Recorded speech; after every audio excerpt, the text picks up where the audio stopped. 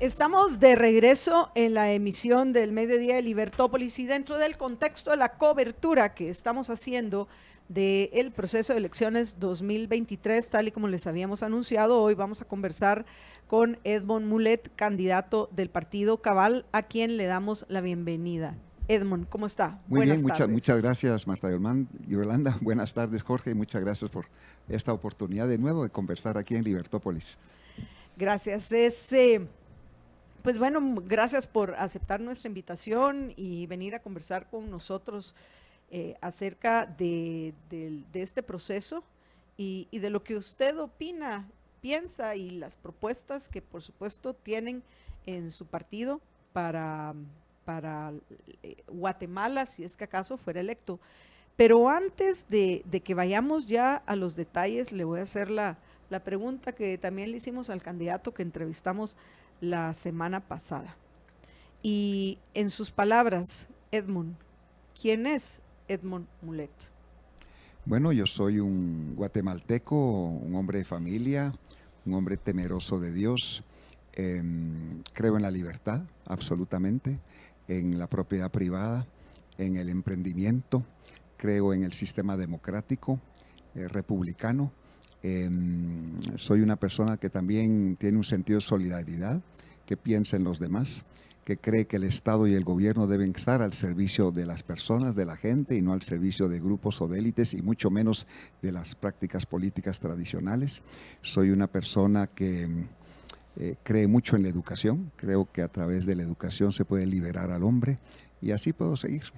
Adelante, siga, porque tenemos de aquí hasta la 1 de la tarde, así que hasta las 2 de la tarde, así que pienso que podemos conocer un poco más de usted, de su trayectoria, claro. a qué se ha dedicado. Lo que me enerva mucho, me irrita muchísimo y toda la vida he tratado de combatir es la corrupción. Y hemos visto en estos momentos que nos quejábamos de Otío, ¿se acuerda usted de Otío? Otío y Roxana. Resultaron ser niños de primera comunión, comparados con estos que son insaciables y están destruyendo al país. Yo empecé a trabajar cuando tenía 10 años de edad, trabajé como aprendiz en los talleres del Diario Centroamérica, después fui ayudante, corrector de pruebas, después fui corrector de pruebas, después fui reportero, después fui redactor, después fui jefe de redacción, después fui columnista en muchos medios de comunicación escrita en Guatemala. Nunca trabajé en radio ni en televisión. Tuve la oportunidad, mi papá era diplomático y todos mis estudios de primaria los hice en Estados Unidos, en Canadá y en Suiza, y todos mis estudios de secundaria los hice y me gradué en el Instituto Adolfo Béjol Central. Estudié Derecho y me gradué de abogado en la Universidad Mariano Gálvez, y ahí con el licenciado Alejandro Maldonado Aguirre fundamos un partido político, se llamaba el Partido Nacional Renovador. Participé por primera vez como candidato a diputado. Yo vivía en San José Pinula y fui candidato a diputado por los municipios de Guatemala y gané. Y el 22 de marzo de 1982, en lo que se llamaba entonces el registro electoral, me dieron mi credencial de diputado electo. Y al día siguiente fue el golpe de Estado de Ríos Montt y anularon y cancelaron la elección.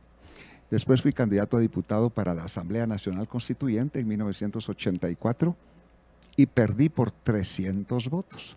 Cuando uno pierde por un montón de votos, pues uno se resigna, pero cuando uno pierde por pocos votos, uno se golpea la cabeza y dice, ¿por qué no hice tal cosa? ¿Cómo no caminé un poquito más? ¿Cómo no me reuní con tal persona? Ya después estaba surgiendo pues la unión del Centro Nacional de Jorge Carpio, la UCN, la buena, pues la original, no de estos últimos narcotraficantes, y siempre por los municipios de Guatemala participé en las elecciones del 85, fui electo diputado. En aquella época el mandato era de 5 años, ahora es de 4. Fui reelecto en 1990, en 1992, aunque teníamos una bancada pequeña de diputados en el Congreso, propuse un programa de trabajo legislativo y fui electo presidente del Congreso de la República. Y ahí me enfrenté siempre a la corrupción. Al día siguiente de tomar posesión como presidente del Congreso, el oficial mayor llega a mi despacho y me dice: mira, presidente, te vengo a recordar lo de las franquicias. Se acordarán ustedes que en aquella época los oficiales del ejército y los diputados al Congreso de la República teníamos derecho a comprar vehículos sin pagar impuestos y a importar licores extranjeros sin pagar impuestos. Yo nunca usé esa franquicia porque me parecía una aberración que los sueldos de los oficiales del ejército y de los diputados al Congreso fueran pagados con los impuestos que pagan los ciudadanos y que nosotros cuando comprábamos esas cosas no pagábamos impuestos. Y entonces le dije al oficial mayor: sí, estoy enterado, lo de las franquicias para oficiales del ejército y diputados. No, me dijo, no, yo te estoy hablando de la otra franquicia. ¿Y cuál es la otra franquicia? Bueno, me dijo, a la que tienen derecho los 3 presidentes de los 3 organismos del Estado. El presidente de la República, el presidente del Congreso y el presidente de la Corte Suprema de Justicia tienen derecho a franquicia ilimitada y pueden importar lo que quieran: vehículos, aparatos eléctricos, mobiliario, maquinaria agrícola, lo que quieran, sin pagar impuesto. Yo le dije que yo no estaba enterado de eso. No, me dijo, se maneja de manera muy discreta, pero está en ley y todos lo han utilizado. Y ahora que sos presidente del Congreso, pues te corresponde. No puede ser, dije yo. Y hablé con mi amigo, el ministro de Finanzas de la época, Richard Aikenhead, y le dije: mira, esto lo tenemos que terminar.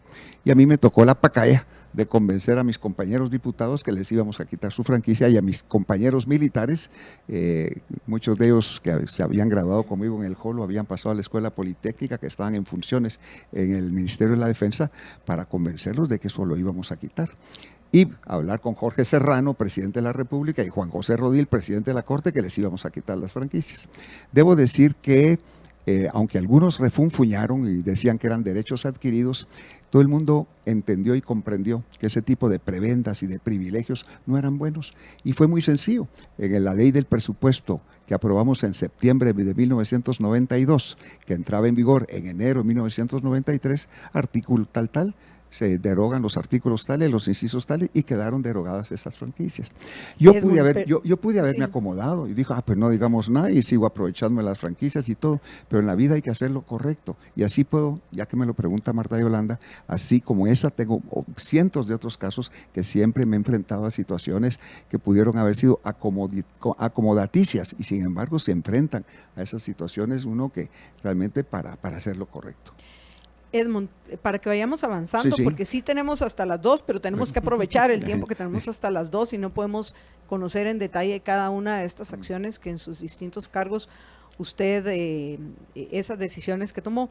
Así que, de una forma más general, después de que termina su ejercicio como presidente del Congreso, yo diputado, renuncio como diputado y me voy como embajador de Guatemala a los Estados Unidos. Pocos meses después renuncio como embajador de Guatemala en los Estados Unidos porque yo no estaba de acuerdo con el autogolpe de Jorge Serrano. Organizo un movimiento de resistencia internacional. Después me vuelven a nombrar embajador en Estados Unidos después de que pasa la crisis, y en el año estuve en Estados Unidos durante 3 años y medio como embajador, y en el año 2020 me nombran embajador de Guatemala ante la Unión Europea, y ahí estuve durante 5 años y medio, y después ya en el año 2006 me llaman de Naciones Unidas para que me haga cargo de esa misión de cascos azules de militares para ir a pacificar y estabilizar Haití. Estuve en Haití durante 15 meses.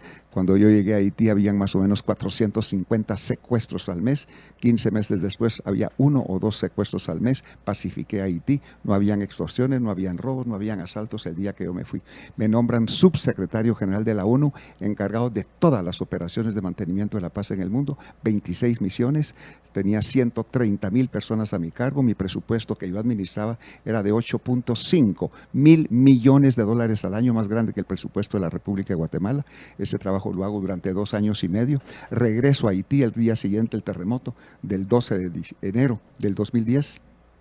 El jefe de la misión en Haití, que me había reemplazado a mí, y 102 de mis colegas y amigos también murieron. Murieron 316,000 haitianos y no quedó piedra sobre piedra. Regresé al día siguiente del terremoto a Haití. Ahí estuve durante 18 meses. Ya no eran temas de paz y seguridad, sino puramente temas humanitarios. Después me vuelven a nombrar subsecretario general encargado de las operaciones de paz. Mi trabajo esencialmente era administrar y supervisar estados en crisis y estados fallidos alrededor del mundo. Este trabajo lo hago durante durante 5 años y medio y en el octubre del 2015 me elevan al rango de secretario general adjunto de Naciones Unidas. Secretario general, Ban Ki-moon, y yo secretario general adjunto. Y entrego mi cargo a finales del 2016 y en el 2017 el secretario general actual, Antonio Guterres de Portugal, me llama para hacerme cargo del mecanismo para investigar el uso de armas químicas en la guerra en Siria, y ese fue mi último trabajo que tuve en Naciones Unidas. Ya regresé a Guatemala, ya participé en las últimas elecciones. Eso me lleva a la siguiente pregunta, porque muchos sueñan, sobre todo los que estudian ciencias políticas, en conseguir un puesto en algún organismo internacional, y pues usted los tuvo y los tuvo a niveles altos. ¿Qué es lo que le hace el renunciar a esa carrera y venirse y venir a Guatemala a participar en política dentro del sistema de incentivos perversos dentro del cual vivimos, que vemos? Y vamos, antes de que vayamos a la pausa, vamos a hablar del elefante en la sala, que es las dos recientes encuestas, antes de que pasemos ya a conocer su programa, que son las dos recientes encuestas, la de la semana pasada de Nuestro Diario y la de hoy de Prensa Libre.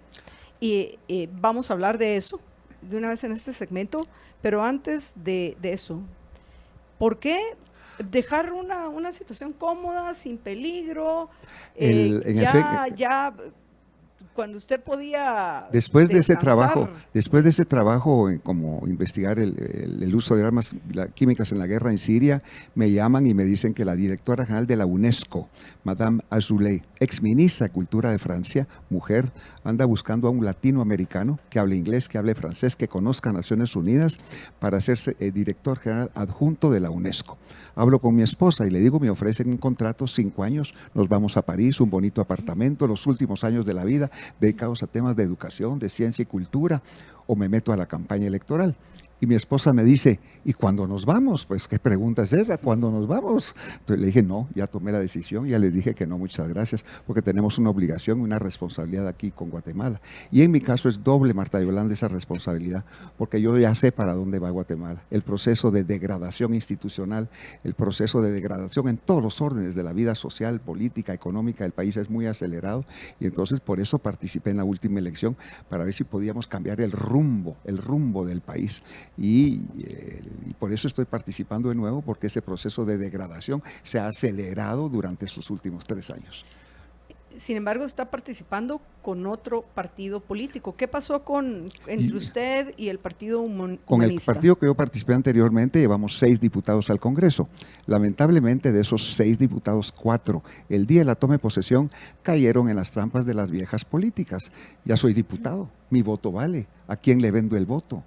¿A qué comisiones van a ir? ¿Educación? ¿Desarrollo? No, vamos a ir a las comisiones donde hay negocios. Empezaron a vender candidaturas para alcaldes y diputados para esta elección a cambio de dinero. O sea que estaban ahí con otra función totalmente para servirse ellos, no para servir a la gente. Entonces no me coma remedio que renunciar de ese partido político, porque no estamos en política para servirnos, estamos en política para servir. Y conmigo renunció una gran cantidad de afiliados y dirigentes, y con ellos fundamos el partido político Cabal. Bueno, ¿Qué piensa de los resultados de estas dos encuestas? Que un candidato que hasta hace unas semanas pues no se consideraba que tenía posibilidad, o por lo menos la mayoría de las personas no tenían conocimiento de él o de que estaba avanzando, como es Carlos Pineda, que hoy sea quien encabece quien encabece las intenciones de votos de los guatemaltecos, y que, por ejemplo, en el caso de la de Nuestro Diario, pues básicamente usted, Sandra Torres y Suri Ríos van empatados peleando el segundo lugar, y en el caso de la de Prensa Libre, usted está en tercer lugar, y muy cerca suyo se encuentra Suri Ríos. ¿Cuál es su opinión de estas encuestas? Estas dos encuestas varían un poco una con la otra. Y lo importante no es saber dónde está uno colocado, sino saber por qué está uno en esa posición. Y esto pues es amerita pues un estudio interno, pero también hay que reconocer que esta es una foto del momento, no es una foto de hace 2 días, ni es una foto de lo que va a suceder dentro de 2 días. Esto tampoco es una proyección, ni es un vaticinio electoral. Hay que recordar que hace 2 elecciones, también Prensa Libre ponía a Manuel Valdizón en primerísimo lugar, con casi 35% del voto popular. Y el día de las elecciones quedó en tercer lugar. En la última elección también Prensa Libre ponía de ganadores a otros candidatos que no fueron los que pasaron a segunda vuelta. O sea que esta es una foto de hoy, pero muchas cosas van a suceder durante los próximos 55 días que faltan para las elecciones. O sea que todo esto va a seguir variando. Y una pregunta más dentro del ámbito personal. Solo quiero decirle a nuestro apreciable oyente Politics GT, que agradecemos que participe por medio del super chat. Ya tomamos nota de su pregunta y se la vamos a hacer más adelante a nuestro invitado hoy, el licenciado Edmond Mulet, candidato por el partido Cabal. Y no veo, creo que perdí la pregunta de Politics, Jorge, si la puedes buscar, sí, pero tenía que ver con el sistema político en el cual vivimos. Todos aquellos que quieran, repito, hacerle una pregunta a nuestro invitado hoy, el licenciado Edmond Mulet, lo pueden hacer por medio del super chat en YouTube. Repito, por medio del super chat en YouTube. Antes de irnos a la pausa, licenciado, uno de los mayores cuestionamientos que he visto que le hacen los guatemaltecos, voy a decir no todos, pero sí una buena parte de los guatemaltecos, tiene que ver con el tiempo en el cual usted estuvo en Haití, hoy teniendo en cuenta que es uno de los países donde pues más inseguridad hay y que no se han podido levantar y mucho más, y yo sé, yo no voy a repetir algunos de los rumores que circulan porque considero que son parte de todas esas campañas. Ser campaña negra, porque yo no he escuchado ningún cuestionamiento, al contrario. Pero sí, circula en redes, sobre todo en WhatsApp. Como tantas otras campañas negras. Pero, ¿cuál es su opinión de lo que sucede hoy en Haití y por qué después de que sus intervenciones, según usted nos relata, fueron exitosas, hoy se encuentra Haití en una situación terrible? El responsable es solo una persona, se llama Donald Trump. Habíamos participado en Haití, no solamente yo, sino otras personas, antes y después que yo, logramos pacificar y estabilizar Haití, pero Haití no estaba lista para que se retirara esa misión. Fue un esfuerzo, sobre todo latinoamericano, había tropas de Brasil, de Argentina, de Bolivia, de Chile, de Uruguay, de Ecuador, de Perú, de muchos otros países, de países francófonos africanos, de muchos otros países, de todas partes del mundo, y se hizo una inversión extraordinaria financiera y económica. Se logró pacificar y empezamos a capacitar y a formar la Policía Nacional de Haití para que ellos fueran también asumiendo sus propias responsabilidades. Un renacimiento en Haití en ese momento. Cuando yo llegué a Haití había solo un semáforo en toda la República de Haití y solamente había un ascensor en el Palacio Nacional. Cuando yo me fui, empezaba ese resurgimiento, inversiones, hotelería, desarrollo económico, turismo, etcétera. Y la misión se debió haber mantenido en Haití porque esa presencia disuasiva era muy importante, mientras se acrecentaban las capacidades locales nacionales. Viene el señor Trump y dice que esa misión está costando demasiado caro. Hay que recordar que los Estados Unidos pagan el 27% de todas las operaciones de mantenimiento de la paz, de los cascos azules. Y dijo, ya no, hay que cerrar esa misión. Yo fui a Washington, hablé con los americanos, ellos estaban de acuerdo conmigo, pero me dijeron, son órdenes del presidente. Yo les decía, si quieren reducir la cantidad de militares, pero esa presencia en las calles, esas patrullas, todo eso es muy importante. Y mientras Asia. No, hay que cerrar la misión completamente. Y a partir del momento en que Naciones Unidas se retiró de Haití, ahí vieron el espacio los malandrines, los bandidos, los narcotraficantes, los asaltantes, los ladrones, para ocupar el espacio que nosotros les habíamos quitado. Esa es una lección muy importante, que hay que darle continuidad a estos esfuerzos, hay permanencia, para que esto también sea sostenible. Solo tener así una misión y cerrarla sin acrecentar las capacidades locales no tiene sentido. Entonces, todo el trabajo que se hizo, no yo, lo que hizo la comunidad internacional entera para lograr estabilizar y pacificar Haití se perdió por la decisión de un señor. Vamos a ir a una breve pausa y cuando regresemos vamos a conocer ya primero el diagnóstico que hace el candidato presidencial Edmond Mulet en lo que respecta a nuestra Guatemala, cuál es el origen de nuestros problemas y cómo enfrentar esos problemas, o sea, cuál es su plan de gobierno. Pero antes de eso, Jorge tiene un anuncio importante que compartir con ustedes. Adelante, George. Así es, ¿quieres obtener un préstamo con grandes beneficios y pagar menos cada mes? Cooperativízate en UPA, puedes escribirles al 2290-7777, repito 2290-7777 y solicitar tu préstamo UPA ahora mismo. También lo puedes hacer en cualquiera de las agencias de la cooperativa UPA, en la capital, en Amatitlán, en Villanueva, en Villacanales, en Escuintla, en Palín, en Misco, en Antigua Guatemala, y allí puedes solicitar los préstamos UPA. Recuerda, el WhatsApp es el 2290-7777. Y repito que estoy viendo un montón de preguntas, pero no en YouTube, pero no dentro del super chat.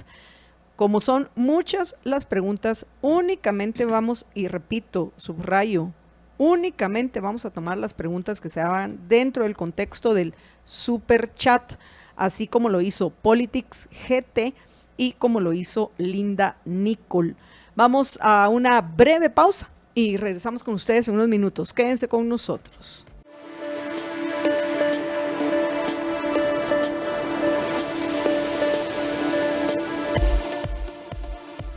Estamos de regreso en la emisión del mediodía de Libertópolis y tenemos ya la primera pregunta y vamos a comenzar con esta antes de que pasemos a la segunda parte de la entrevista con el candidato del Partido Cabal, Edmond Mulet.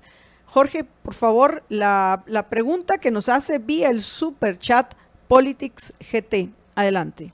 Sí, dice, ofrecer medicinas gratuitas es un engaño, nada es gratis. Lo correcto es eliminar la intervención estatal y liberar el mercado para reducir precios mediante la competencia y no depender del Estado. Esto presumo que es porque algunos de los ofrecimientos que ha hecho son precisamente de las medicinas sí, en efecto, gratuitas, ¿no? El Ministerio de Salud Pública ha tenido un incremento en su presupuesto en los últimos 3 años de 4,000 millones de quetzales. Pasaron de 8,000 millones a 12,000 millones de quetzales y no se vio una cobertura más amplia, no se vio un abastecimiento mejor en los hospitales ni de medicinas, no se contrató a mayor personal. ¿Qué se hizo ese dinero? Que se diluyó completamente. Entonces, el Ministerio de Salud Pública da a los centros de salud, a los puestos de salud, a los centros de atención primaria, a los hospitales de medicinas y compra enormes cantidades de medicinas en grandes licitaciones, las embodega, tiene su sistema de distribución que no llega a la gente, Entonces, en nuestro sistema es algo totalmente transformacional. Entonces, cualquier persona que lo necesite va con un médico, cualquier médico, y con una receta médica, esta persona va a ir a una farmacia particular, privada, no necesariamente del Estado, y hay una lista de 100 medicinas básicas esenciales. Si esa medicina que está en la receta del médico está en la lista de esas 100 medicinas esenciales, esa medicina es entregada a 0 costo a la persona que lo necesite y el Estado después le paga a la farmacia, en el lugar de usar toda esa estructura, toda esa burocracia, todas esas compras inmensas que hay, donde impera la absoluta corrupción. Entonces, esta es una forma realmente de darle a los guatemaltecos esas posibilidades que de todas maneras están en el sistema de salud pública, pero que no le está llegando a la gente. Entonces, así vamos a transformar este acceso a la medicina y combatir también el alto costo de la medicina en Guatemala, que es de las más altas del mundo, que también es una absoluta barbaridad. Regresando otra vez y de nuevo los que quieran que les compartamos sus preguntas o comentarios a nuestro invitado hoy, el candidato presidencial del Partido Cabal, Edmond Mulet, recuerden, lo vamos a hacer aquellas preguntas o comentarios que se hagan por medio del super chat de YouTube. Ahora, ¿cuál, Edmond, es su diagnóstico de Guatemala? Si usted fuera doctor y su paciente fuera Guatemala, ¿cuál sería su diagnóstico?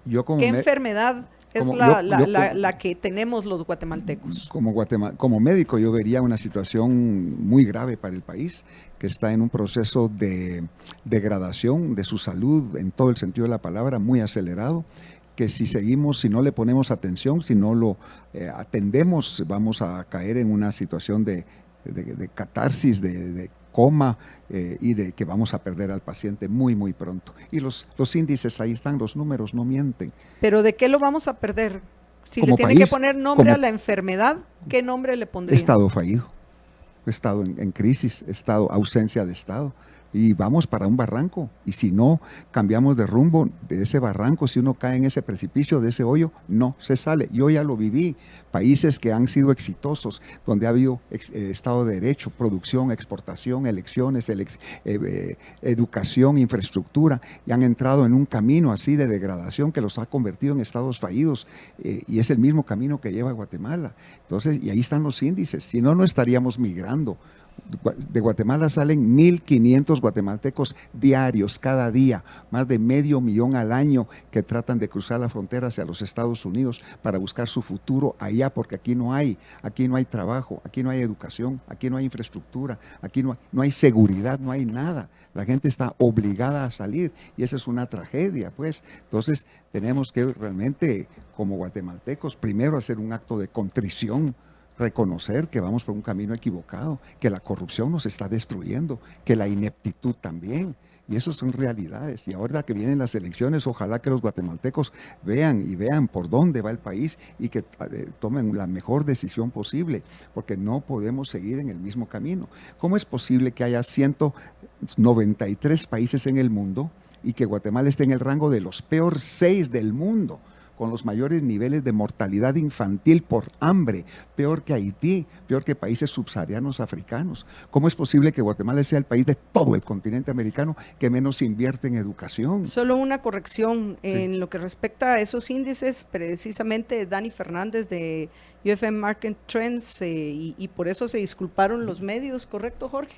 Que era incorrecta la forma en la cual habían hecho el cálculo, en el cual nos ponía por abajo de Haití. Eso no significa que estemos bien. Entonces, solo quiero hacer esa corrección. Tal vez no estamos debajo que Haití, pero sí igual que Haití, y eso es profundamente preocupante.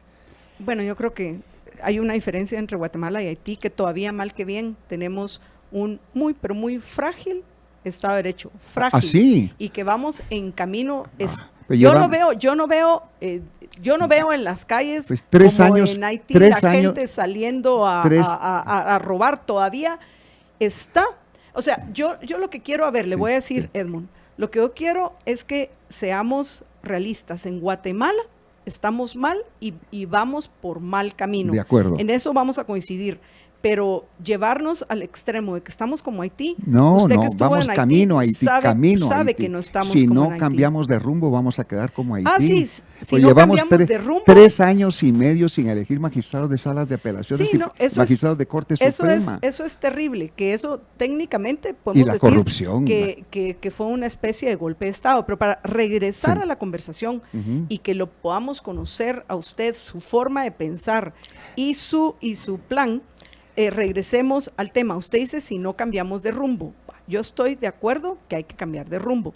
Quisiera pero ahora para ver si entendemos lo mismo por el rumbo, le quiero preguntar a usted cuál es ese camino equivocado que hemos tomado, cuáles son esas medidas de Estado, cuál es ese sistema dentro del cual estamos viviendo de sistema político, ese rumbo político que nos lleva hacia el precipicio, vamos a decir, sin hacer ya referencias a Haití.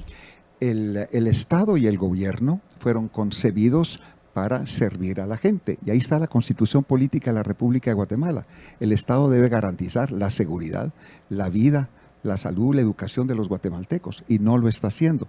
Las responsabilidades fundamentales del Estado no se están cumpliendo. Entonces, lo que yo quiero hacer es volver a poner al Estado y al gobierno al servicio de la gente. Y hemos visto que los que nos gobiernan han estado al servicio de ellos mismos, de las prácticas, de las viejas políticas. No están al servicio de la gente. Y lo vemos en todos los niveles, en todos los estamentos de la administración pública. ¿Cómo es posible que en Villanueva, solo para poner un ejemplo, los concejales y síndicos del Consejo Municipal de Villanueva están ganando 105,000 quetzales al mes, porque se inventan sesiones del Consejo Municipal y cobran dietas de esas sesiones ficticias, y así a nivel nacional.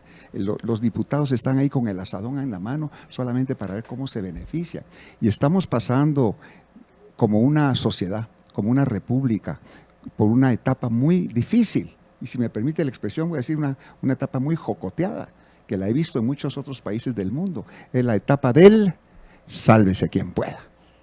Aquí no hay futuro, aquí no hay educación, aquí no hay posibilidades de trabajo, aquí la gente está ahogando, no hay para dónde salir. Entonces la gente, los que tienen posibilidades, están ahí con el asadón en la mano, pensando en ellos, en sus familias. Ya no estamos pensando en los demás, en la república, en la comunidad, estamos pensando solo en nosotros mismos. Y revertir eso es la mayor responsabilidad que tiene el próximo gobierno de Guatemala, revertir eso y de nuevo crear los elementos de confianza para que los guatemaltecos crean en instituciones y en personas. Pero cuando tenemos políticos que no son congruentes, que dicen una cosa y hacen otra completamente diferente, la gente tiene toda la razón de desconfiar de la clase política tradicional. Entonces, ahora, solo para que no nos enfoquemos en los otros, porque ya tendremos tiempo nosotros de conversar con los otros candidatos, regresemos a su propuesta, Edmund.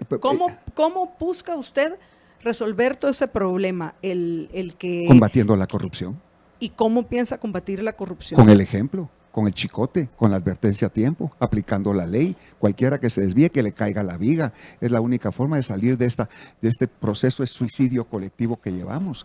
Toda Guatemala está infectada totalmente de corrupción en todos los niveles. ¿Cómo es eso posible que en la Academia de la Policía Nacional Civil, hace mes y medio, cuando inauguraron la nueva promoción de reclutas que llegan a estudiar ahí a la Academia de la Policía Nacional Civil, 1,500 fueron admitidos y cada uno de ellos tuvo que pagar 15,000 quetzales para ser admitido? Hubo exámenes de admisión, pero no importaron los resultados. Padres de familia llegaron llorando conmigo que sus hijos habían ganado con 80, 90 puntos y no los inscribieron porque no tenían 15,000 quetzales de mordida para pagar. En la Policía Nacional Civil, cualquier ascenso a cualquier grado, 20, 30 o 40,000 quetzales, aquí ya no hay meritocracia. Solo le doy algunos ejemplos, pero en toda la administración pública así está. Entonces, si no combatimos la corrupción, aquí podemos hablar de todos los demás elementos, de desarrollo económico, de estabilidad, de producción, de exportaciones, de turismo, de todo lo que querramos, pero si no combatimos la corrupción, si no enfrentamos esto, todo lo demás son tortas y pan pintado.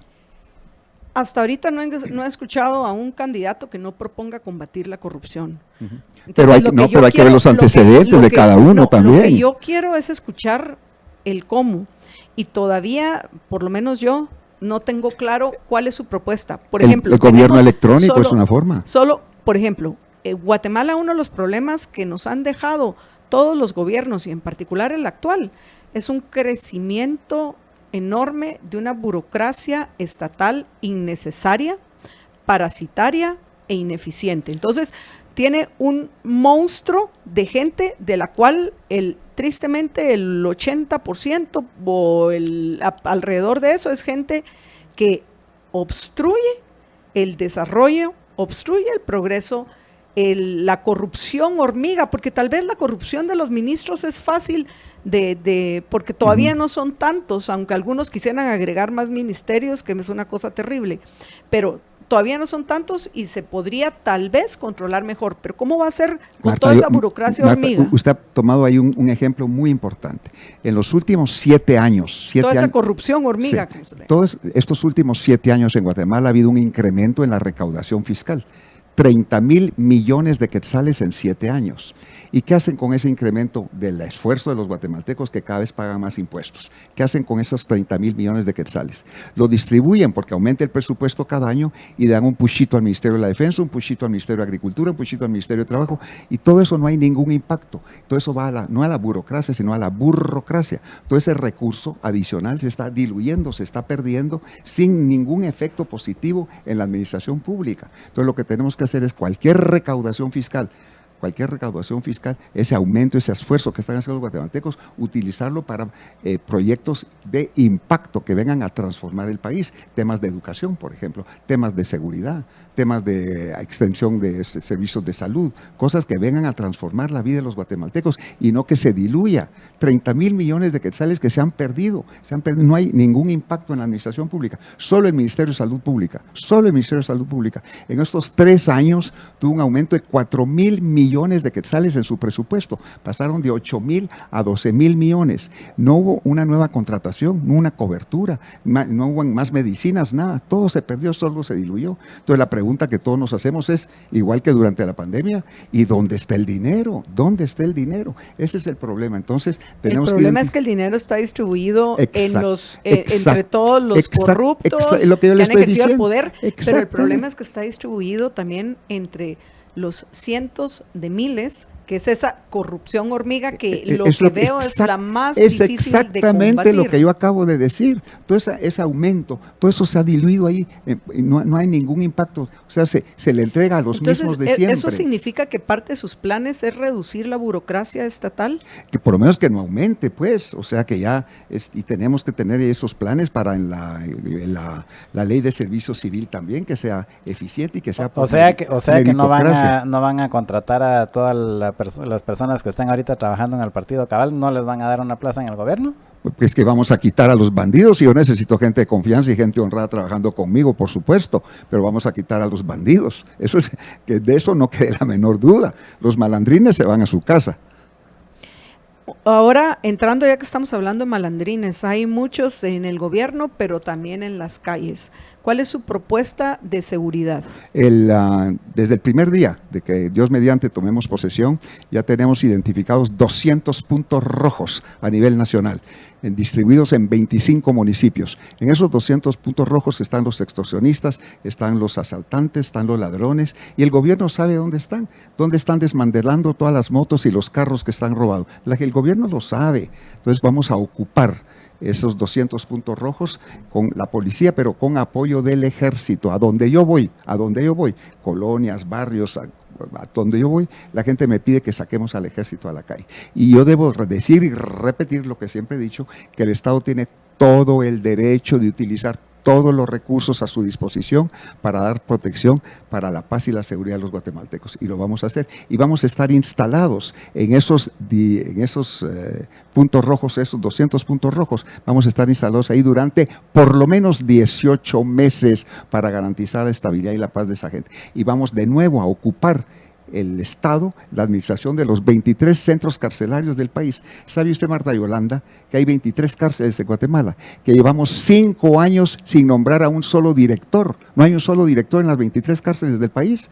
¿Quiénes son los directores? Son los guardias penitenciarios, que una semana ocupan la función de director interino y a la semana siguiente tienen que ser custodio de los reos. ¿Qué autoridad hay ahí? ¿Qué decisiones van a tomar? Yo al día siguiente tomar posición estoy nombrando a los 23 directores de las cárceles de Guatemala que me van a responder a mí directamente y les voy a dar protección de la SAAS para que tomen las decisiones de disciplinarias, de castigo, de funcionamiento adecuados en cada una de las cárceles para que no sean objeto ni de extorsiones ni de amenazas también. Y vamos a crear en 12 meses, ya tengo el terreno identificado, donde vamos a construir una cárcel de alta seguridad en un lugar distante, lejano, totalmente desconectado de la sociedad, y ahí vamos a colocar a los 5,000 delincuentes más peligrosos de Guatemala. Ahorita en una cárcel está el señor que se robó una gallina, un asesino, un secuestrador, un asaltante, están todos juntos. Vamos a extraer de ahí a los más peligrosos y los vamos a colocar ahí, los ya sentenciados, y van a tener que trabajar para su comida. Y ahí no va a haber un campo de fútbol, ahí van a hacer una disciplina militar, como dicen en Estados Unidos, un boot camp, para realmente que sepan lo que es bueno. O sea que hay formas de hacerlo. Yo ya lo hice, ya tengo esa experiencia, una capacidad demostrada, exitosa, pues, y se tiene que hacer en Guatemala, y se puede hacer, y tampoco es ciencia así de extraterrestre. O sea, se está haciendo en El Salvador, se ha hecho en los Estados Unidos, en México, en muchos países se está haciendo. ¿Por qué no lo vamos a hacer acá? Y cuando un gobierno no controla la criminalidad como debiera hacerlo, es cómplice de la criminalidad, que es lo que estamos viendo en Guatemala actualmente. Nos hace falta un tema, que es un tema importantísimo, que tiene que ver con el motivo principal por el cual la mayoría de nuestros compatriotas deciden emigrar, que es el tema económico y la falta de fuentes de trabajo productivo en nuestro país. Pero antes de eso, en la primera parte del programa usted nos comentó acerca de toda su experiencia laboral en el sector estatal, tanto nacional como internacional. Pero me quedó la duda que creo que comparto con varios de los oyentes de si tiene alguna experiencia en el sector privado. Bueno, claro, por supuesto. Bueno, yo trabajé en el periódico Mi Papá, que era un periódico privado, por supuesto, muchos años. Después fui subgerente de Continental Motores, subgerente de Volkswagen, hace muchos años de eso también. Después fundé con un amigo, Danilo Parrinello, una empresa y producíamos y exportábamos plantas ornamentales. Estábamos allá en Siquinalá.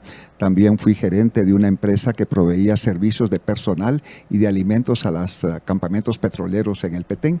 Fui abogado también en mi bufete, muchos años trabajando de manera independiente, o sea que no se crea que todo el tiempo, yo fui diputado durante 7 años, unos dicen que fui diputado 12, no, yo fui diputado solamente durante 7 años, es la única vez que he trabajado pues en el Congreso de la República o como político, y después serví a Guatemala durante 3 años como embajador en Estados Unidos y después 5 años y medio en la Unión Europea, y todo el resto fue esos 11 años y medio trabajando para Naciones Unidas, y intermedios pues había trabajando en el sector privado. O sea, yo respeto mucho y quiero alrededor mío a la gente que el jueves a la 1 de la madrugada no se ha acostado a dormir todavía porque está pensando en cómo pagar la planilla el día sábado. Hay que poner gente en el gobierno que sepa lo que es eso, producir y trabajar y tener la responsabilidad de ir a pagar esa planilla el día sábado, que no es automáticamente que van a recibir el dinero. Es la gente que se esfuerza, que se trabaja, a los emprendedores, a los que generan trabajo y empleo, a los que pagan impuestos. Esos son los que merecen mi respeto. Entonces ahora vayamos al tema de la economía en el tiempo que nos queda.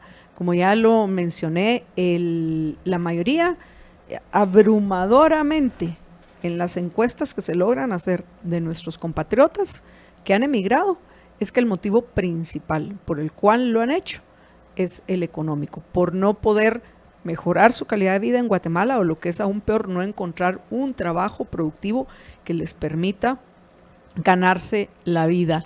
Y como muestran, yo recuerdo en particular una encuesta de Sid Gallup de hace año y medio aproximadamente, en la cual le preguntaban a los menores de 25 años que se querían emigrar. A mí me llamó muchísimo la atención que el 25% de los menores de 25 años con lo único que soñaban era con eso, con irse a Estados Unidos. Entonces, ¿cuál es la propuesta suya y del Partido Cabal para enfrentar que es para los guatemaltecos el principal de los problemas que enfrentamos? Este es un problema grave que tenemos que enfrentar de manera transversal e integral. Es demagógico y populista alguno que venga a decir yo voy a crear tantos miles de empleos, si no resolvemos los problemas fundamentales del país. Primero, el Estado de Derecho, la seguridad jurídica. Lo primero que tenemos que hacer es elegir magistrados de salas de apelaciones y de Corte Suprema de Justicia. ¿Y cómo se genera empleo? ¿Cómo se genera trabajo? La única forma de generar trabajo y empleo es a través de inversión privada, inversión nacional e inversión internacional. Yo le pregunto, ¿qué corporación internacional con 2 dedos de frente va a venir a invertir a un país como Guatemala? una corporación internacional que se quiere beneficiar del mercado común centroamericano, al último país donde vienen a poner su fábrica, su empresa, a sus servicios, a generar trabajo y empleos a Guatemala. Van a República Dominicana, se instalan en Costa Rica, en Panamá, en El Salvador, hasta hace poco en Nicaragua, van a Honduras, a Guatemala no vienen, las condiciones no están ahí, como están las carreteras destrozadas. Guatemala tiene la más baja velocidad de transporte pesado en todo el continente americano, 18 kilómetros por hora por el estado de las carreteras. Un exportador o un importador con esos costos, ¿qué va a hacer? ¿Por qué gobierno tras gobierno y gobierno tras gobierno le entregan a las mismas mafias, desde el gobierno de la UNE, de Sandra Torres hasta ahora, a las mismas mafias, la administración de los puertos del país? O sea, esos son los temas que hay que resolver y combatir la corrupción. ¿Cómo? ¿Cómo resolver los temas económicos? ¿Cuáles son sus propuestas específicas? Me hizo un diagnóstico. No, es que no es el diagnóstico. Eso es lo que hay que hacer. Elegir ¿qué tengo que hacer? Primero, crear las condiciones para que venga inversión. ¿Qué se necesita para crear esas condiciones para que venga inversión? Un gobierno responsable, un gobierno honesto, un gobierno que haga lo correcto, un gobierno que esté al servicio de la gente. Por ejemplo, turismo. Costa Rica llegan y antes de la pandemia y ahora llegan 3.200.000 turistas a Costa Rica cada año. A Guatemala un poquito más de 1 millón. Cuando Guatemala tiene tanto más que ofrecerle al turista que Costa Rica, pero no invertimos en turismo. Usted ha visto la terminal, entre comillas, a donde llegan los cruceros en Puerto Quetzal. Cuando llega alguno, bajan en tablas en medio de unos lodazales los turistas. Tenemos que invertir en infraestructura turística que atraiga la inversión privada para poder desarrollar el país en ese sentido. Tenemos que, las carreteras, es una responsabilidad del Estado también. Este gobierno tiene el doble de presupuesto del gobierno anterior para caminos y carreteras, y nunca habían estado tan destrozadas como está ahora. Todo se lo han robado. Entonces, todo pasa por la corrupción, y tener gente correcta, decente, con experiencia, con capacidad. Las carreteras debieran estar de primerísimo nivel.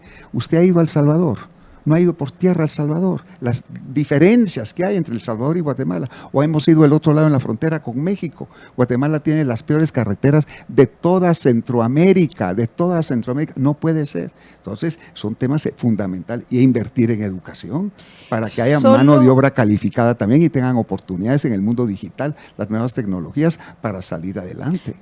Antes de que yo le haga la última pregunta, que me va a dar tiempo por cuestión de precisamente de tiempo, tenemos, gracias a Julio, que por medio del superchat hace la siguiente pregunta. Dice: ¿la cárcel nueva estará habitada también por funcionarios corruptos? Por ejemplo, dice los del Mariscal Zavala y Matamoros, porque ellos son de los peores delincuentes del país. La cárcel de alta seguridad es para condenados, los sentenciados, no es para aquellos que están en procesos todavía pendientes. Si en Mariscal Zavala hay algún sentenciado por cualquier delito, debiera estar en la cárcel de máxima seguridad. Por cierto, le debíamos a Linda Nicole su comentario, que también participó vía el superchat, que manda saludos. La perdí.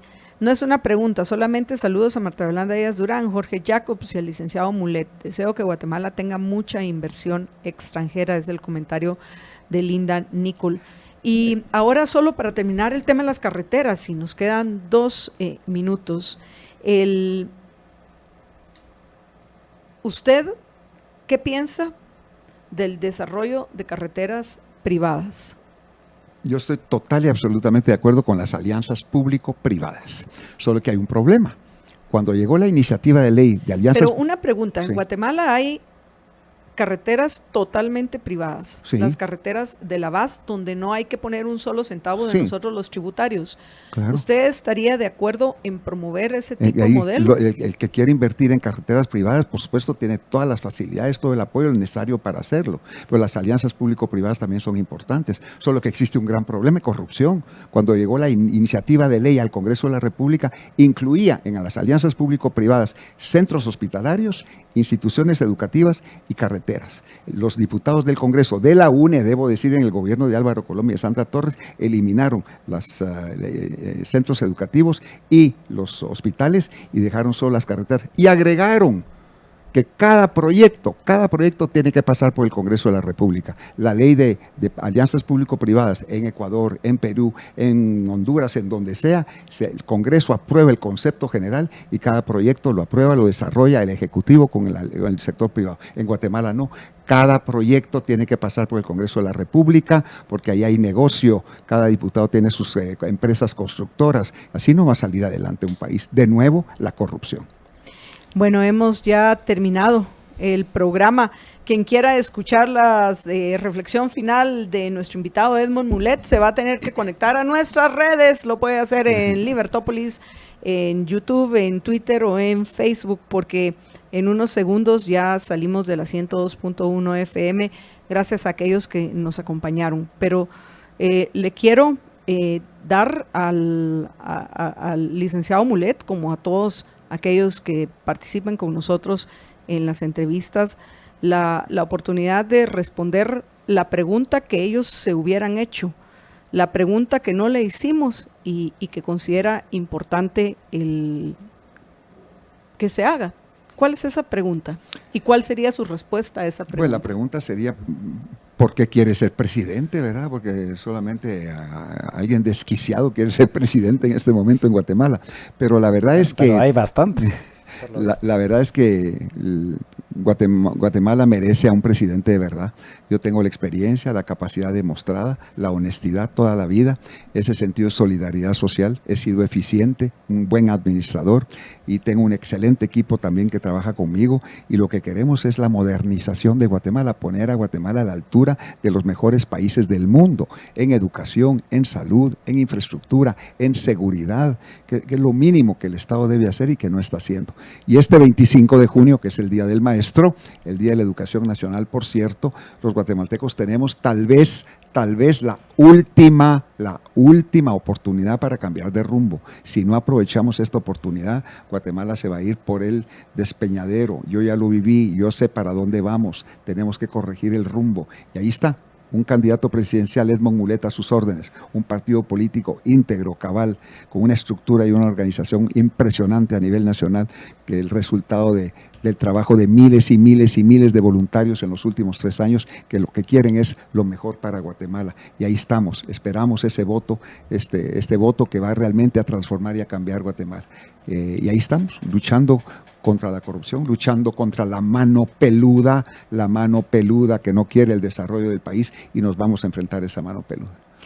Bueno, muchísimas gracias al licenciado Edmond Mulet, candidato presidencial del partido Cabal, y a todos nuestros oyentes que nos acompañaron, a quienes nos siguen todavía en redes sociales. Recuerden que los esperamos mañana al mediodía y que los invitamos a que nos acompañen en la emisión vespertina y en la emisión de Libertópolis Negocios a partir de las 5 de la tarde. Cuídense muchísimo, que una sola vida tenemos. Sean felices, muy, pero muy felices.